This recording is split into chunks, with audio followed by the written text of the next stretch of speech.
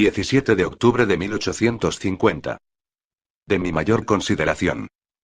En la última edición de vuestro catálogo de artículos para el hogar, o sea, el que corresponde al verano de 1850, figura una sustancia llamada veneno para ratas. Deseo comprar una lata de 1 kilogramo de este producto al precio estipulado de 30 céntimos. Adjunto franqueo de retorno. Enviar a Calvin Mackin, Chapelwaite, Preachers Corners, Condado de Cumberland, Maine. Agradezco vuestra atención, y les saluda muy atentamente, Calvin Mackin. 19 de octubre de 1850. Querido Bones, novedades inquietantes. Los ruidos de la casa se han intensificado, y estoy cada vez más convencido de que las ratas no son las únicas que se mueven dentro de nuestras paredes. Calvin y yo practicamos otra búsqueda infructuosa de recovecos o pasadizos ocultos. No encontramos ninguno. Qué mal encajaríamos en una de las novelas de la señora Radcliffe. Mi fiel amigo alega que buena parte de los ruidos proceden del sótano, y esa parte de la casa es la que pensamos explorar mañana. No me tranquiliza el saber que allí es donde encontró su trágico final la hermana del primo Steven. Entre paréntesis, su retrato cuelga de la galería de arriba. Marcella Boone era una joven de triste belleza, si el artista supo captar sus rasgos con fidelidad, y sé que nunca se casó. A veces pienso que la señora Cloris tenía razón, que esta es una casa siniestra. Ciertamente, no ha traído más que desventuras a sus anteriores ocupantes. Pero debo agregar algo más acerca de la formidable señora Cloris, porque hoy estuve hablando otra vez con ella. Puesto que la considero la persona más sensata de Corners de cuantas he conocido hasta ahora, la busqué esta tarde, después de una desagradable entrevista que describiré a continuación. Esta mañana deberían haber traído la leña, y cuando llegó y pasó el mediodía sin que apareciese la malera, resolví encaminarme hacia el pueblo en mi paseo cotidiano. Mi propósito era visitar a Thompson, el hombre con quien Cal había cerrado el trato. Este ha sido un hermoso día, impregnado por la incisiva frescura del otoño radiante, y cuando llegué a la propiedad de los Thompson, Cal, que se quedó en casa para seguir hurgando en la biblioteca del primo Steven, me había descrito el itinerario preciso, me sentía de mejor humor que en todos los días pasados, y estaba predispuesto para disculpar la tardanza del proveedor. Me encontré ante una multitud de malezas enmarañadas y construcciones destartaladas que necesitaban una mano de pintura. A la izquierda del establo, una puerca descomunal, lista para la matanza de noviembre, gruñía y se revolcaba en una pocilga lodosa, y en el patio lleno de basura que separaba la casa de las dependencias anexas, una mujer que usaba un astroso vestido de algodón alimentaba a las gallinas con el maíz acumulado en el hueco de su delantal. Cuando la saludé, volvió hacia mí un rostro pálido y desvaído. Fue asombroso ver cómo su expresión absolutamente estólida se transformaba en otra de frenético terror. Solo se me ocurre pensar que me confundió con Steven, porque hizo el ademán típico para ahuyentar el mal de ojo y lanzó un alarido. Los granos de maíz se desparramaron a sus pies y las gallinas se alejaron aleteando y cacareando. Antes de que yo pudiera articular una palabra, un hombre gigantesco y encorvado, cuya única vestimenta eran unos calzoncillos largos, salió tambaleándose de la casa con un rifle para cazar ardillas en una mano y un porrón en la otra. Al ver sus ojos inyectados en sangre y su porte inseguro, llegué a la conclusión de que era el leñador Thompson en persona. Un boom. Bramó, maldito sea. Dejó caer el porrón y él también hizo la señal. He venido, dije, con la mayor ecuanimidad posible, dadas las circunstancias, porque no recibí la malera. Según lo convenido con mi acompañante. Maldito sea también su acompañante, es lo que digo. Y por primera vez me di cuenta de que pese a su actitud fanfarrona tenía un miedo atroz. Empecé a preguntarme seriamente si su ofuscación no lo induciría a dispararme con el rifle. Como testimonio de cortesía. Empecé a decir cautelosamente. Maldita sea su cortesía. Muy bien, pues manifesté, con la mayor dignidad posible. Me despido hasta que recupere el control de sus actos. Di media vuelta y eché a caminar hacia la aldea. No vuelva. Chilló a mis espaldas. Quédese allí con su maldición. Maldito. Maldito. Maldito. Me arrojó una piedra que me golpeó en el hombro, porque no quise darle la satisfacción de agacharme. De modo que fui en busca de la señora Cloris, resuelto a elucidar por lo menos el misterio de la hostilidad de Thompson. Es viuda, y olvida tus condenados instintos de casamentero, BNS. Me lleva 15 años, y yo no volveré a ver los 40. Vive sola en una encantadora casita a orillas del mar. La encontré tendiendo su colada, y pareció sinceramente complacida al verme. Esto me produjo un gran alivio. Es muy irritante que te traten como un paria sin ninguna justificación. Señor Boone dijo, con una mínima reverencia, si ha venido a pedirme que le lave la ropa, debo comunicarle que no hago ese trabajo después de septiembre. El reumatismo me hace sufrir tanto que a duras penas puedo lavar la mía. Ojalá fuera ese el motivo de mi visita. He venido a pedirle ayuda, señora Cloris. Quiero que me cuente todo lo que sabe acerca de Chapelwaite y Jerusalem Slot y que me explique por qué la gente del lugar me mira con tanta desconfianza y miedo. Jerusalem Slot. De modo que también sabe eso. Sí, contesté. Visité el pueblo con mi acompañante hace una semana. Válgame Dios. Se puso pálida como la leche, y trastabilló. Extendí la mano para sostenerla. Sus ojos giraron espantosamente en las órbitas y por un momento me sentí seguro de que se iba a desmayar. Señora Cloris, discúlpeme si he dicho algo que haya molestado. Me interrumpió. Tiene que saberlo. Jesús, han vuelto los malos tiempos. No quiso pronunciar una palabra más hasta que terminó de preparar un té cargado en su cocina luminosa. Cuando la taza estuvo frente a mí, se quedó mirando el océano un rato, con expresión pensativa. Inevitablemente sus ojos y los míos se dirigieron hacia el promontorio de Chapelwaite, donde la casa se alza sobre el mar. El amplio ventanal refulgía como un diamante al reflejar los rayos del sol poniente. El espectáculo era hermoso pero producía una enigmática inquietud. Se volvió de pronto hacia mí y exclamó vehementemente. Debe irse enseguida de Chapelwaite, señor Boone. Quedé perplejo. Desde que se instaló allí flota un hálito siniestro en el aire. Durante la última semana, a partir del momento en que pisó aquel lugar maldito, se han sucedido los presagios y portentos. Un velo sobre la faz de la luna. Bandadas de chotacabras que anidan en los cementerios. Un parto anómalo. Debe irse. Cuando recuperé el uso de la palabra, hablé con la mayor afabilidad posible. Señora Cloris, todo esto son fantasías. Usted debe saberlo. ¿Es una fantasía que Barbara Brown haya dado a luz un niño sin ojos? ¿O que Clifton Bracken haya encontrado una huella lisa, aplastada, de 1,5 metros de ancho, más allá de Chapelwaite, donde todo se había marchitado y blanqueado? Y usted, dice que ha visitado Jerusalem Slot, ¿puede afirmar sinceramente que no hay algo que sigue viviendo allí? No atiné a contestar. Lo que había visto en esa iglesia inicua reapareció ante mis ojos. La mujer juntó sus manos nudosas, en un esfuerzo por calmarse. Solo me he enterado de estas cosas porque se las oí contar a mi madre, y antes, a la madre de ella. ¿Usted conoce la historia de su familia en lo que concierne a Chapelwaite? Vagamente respondí. La casa ha sido la morada del linaje de Philip Boone desde la década de 1780. Su hermano Robert, mi abuelo, se instaló en Massachusetts después de una reyerta por papeles robados. Sé poco acerca del linaje de Philip, excepto que lo cubrió una sombra infausta, transmitida de generación en generación. Marcella murió en un accidente trágico, y Steven se mató en una caída. Steven quiso que Chapelwaite se convirtiera en mi hogar, y en el de los míos, y que así se enmendara la división de la familia. Nunca se enmendará, musitó ella. ¿Sabe algo acerca del altercado originario? A Robert Boone le sorprendieron en el momento en que registraba el escritorio de su hermano. Philip Boone estaba loco, afirmó la señora Cloris. Se dedicaba a un tráfico impío. Robert Boone intentó despojarle de una Biblia profana escrita en lenguas antiguas, latín, druídico, y otras. Un libro infernal. De ver mis Mysteries. Respingó como si la hubieran golpeado. ¿Lo conoce? Lo he visto. Lo he tocado.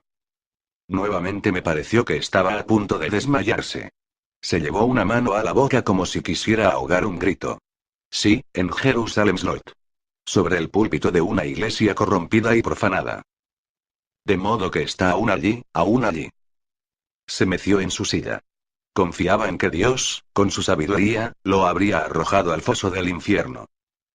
¿Qué relación tuvo Philip Boone con Jerusalem Slot? Una relación de sangre, dijo la señora Cloris con tono lúgubre.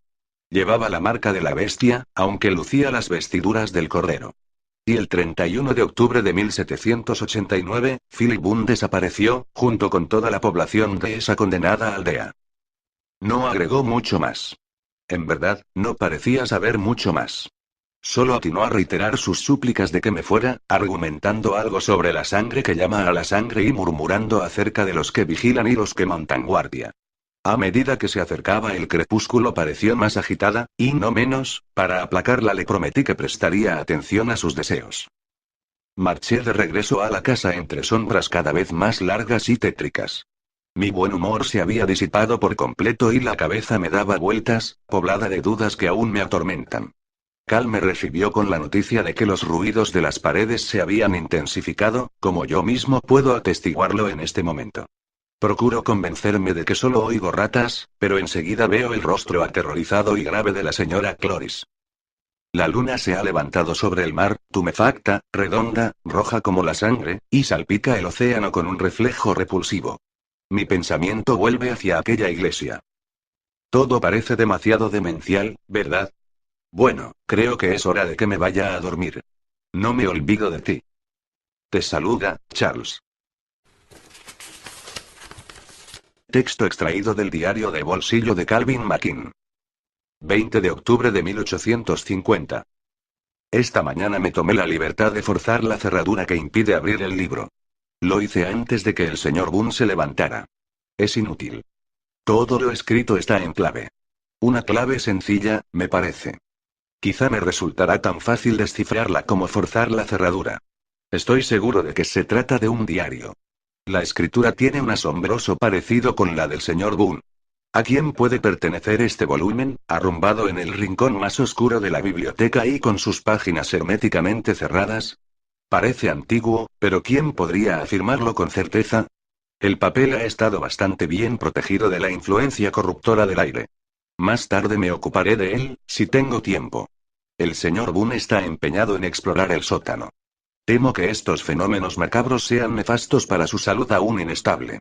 Debo tratar de persuadirle. Me ha dictado una breve nota para mandarle a su gran amigo, el señor Bones. La voz con la que me dicta, es sobrecogedoramente débil. Bones, todavía estoy enfermo. No puedo escribirte. No puedo. Texto extraído del diario de bolsillo de Calvin McKean. 20 de octubre de 1850. Tal como temía, su salud se ha quebrantado. Dios mío, Padre nuestro que estás en el cielo. No soporto ese recuerdo. Sin embargo, está implantado, grabado en mi cerebro como un ferrotipo. El horror del sótano. Ahora estoy solo. Son las 8:30. La casa está silenciosa. Lo encontré desvanecido sobre su escritorio. Aún duerme. Sin embargo, durante esos breves momentos, con cuánta gallardía se comportó mientras yo estaba paralizado y descalabrado.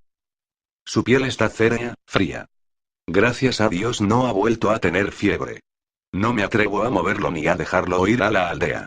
¿Y si fuera yo, quién volvería conmigo para ayudarle? ¿Quién vendría a esta casa maldita? Oh, el sótano. Los monstruos del sótano que han invadido nuestras paredes. 22 de octubre de 1850. Querido Bones, me he recuperado, aunque todavía estoy débil, después de pasar 36 horas sin conocimiento. Me he recuperado. Qué broma tan amarga y macabra. Nunca volveré a recuperarme. Jamás. Me he enfrentado con una locura y un horror indescriptibles. Y el fin aún no está a la vista. Si no fuera por Cal, creo que terminaría con mi vida ahora mismo. Él es una isla de cordura en este mar de demencia. Lo sabrás todo. Nos habíamos equipado con velas para la exploración del sótano, y sus llamas proyectaban un fuerte resplandor que era harto suficiente. Diabólicamente suficiente. Calvin intentó disuadirme con el argumento de mi reciente enfermedad, y dijo que lo más que encontraríamos, probablemente, serían unas grandes ratas a las que luego habría que envenenar. Sin embargo, me empeciné.